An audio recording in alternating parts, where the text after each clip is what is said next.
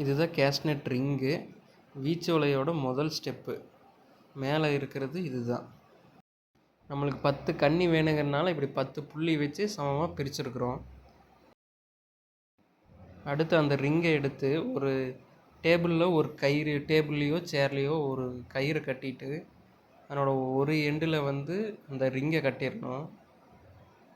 அப்போ நம்ம பின்னுறதுக்கு ஈஸியாக இருக்கும். இதுதான் நம்ம கையால் பின்னி வச்ச வலை. இதை நம்ம நீட்டு வாக்கில் கட்டி அதை ரவுண்ட் பண்ணியிருக்கோம், ஜாயின் பண்ணி ரவுண்ட் பண்ணியிருக்கோம். அந்த வீடியோ நம்ம முதல்ல வலை எப்படி பின்னுறதுன்னு சொல்லி போட்டிருக்கிறோம். இந்த மாதிரி பிரிச்சுக்குங்க. அந்த 2 முடிச்சுக்கு சென்டரில் அந்த ஒரு டாட்டுக்கு நேராக, டாட்டுக்கு கீழே வர்ற மாதிரி, நேராக கீழே வர்ற மாதிரி நம்ம வச்சு ஒரு முடிச்சு போட்டுக்கணும்.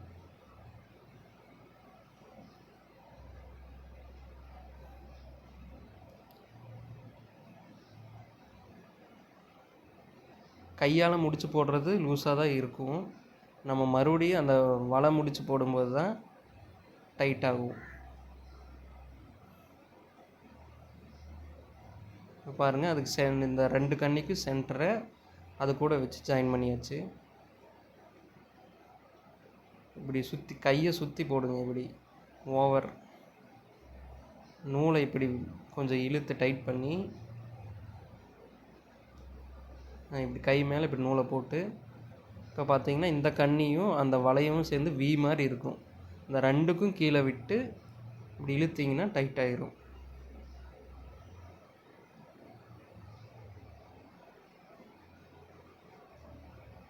நம்ம கரெக்டாக சென்டரில் வச்சு அட்ஜஸ்ட் பண்ணிக்கலாம். மறுபடியும் அதே மாதிரி இப்படி சுற்றி 2ம் வி மாதிரி இருக்கும். அதுக்கு கீழே விட்டு இப்படியே ஒரு 5-6 முடிச்சு இதே மாதிரி போட்டிங்கன்னா நல்லா டைட் ஆகிக்கும்.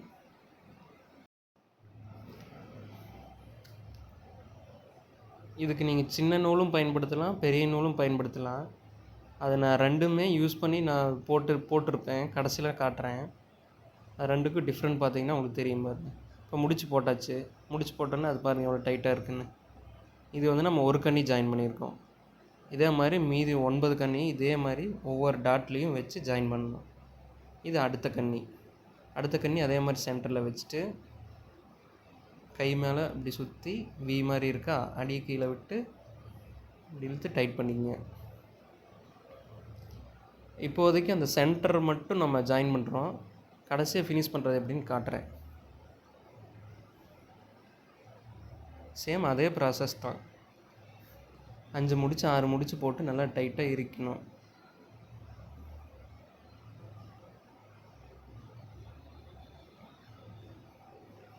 சின்ன நூல் உங்களுக்கு கொஞ்சம் grip அதிகமாக கிடைக்கும்.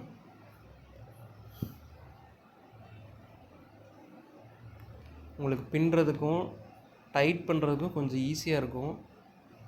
பெரிய நூல் கொஞ்சம் கஷ்டமாக இருக்கும், அவ்வளோதான்.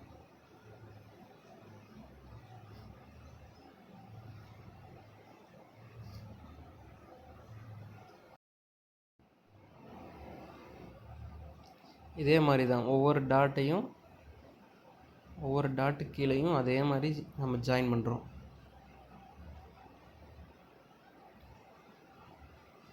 இப்போ பாருங்கள் 2 முடிச்சு போட்டாச்சு. 2 டாட் இந்த பின்னோம்னா இதே மாதிரி வரும். பாருங்கள், நம்ம ஃபினிஷ் பண்ணி வச்சுருக்கோம் பாருங்கள்.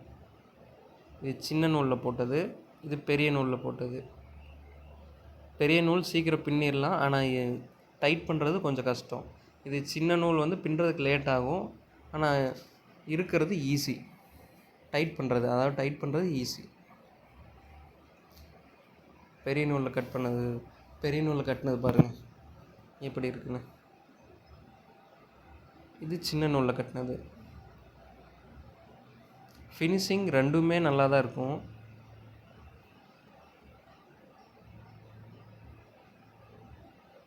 இன்னும் இது கொஞ்சம் டைட் பண்ணுறது கஷ்டம், அவ்வளோதான். பெரிய நூல் இது 8ஆம் நம்பர் நூல், இது 2ஆம் நம்பர் நூல். இப்படி தான் வீச்சு வலை ரிங் பண்ணுறது.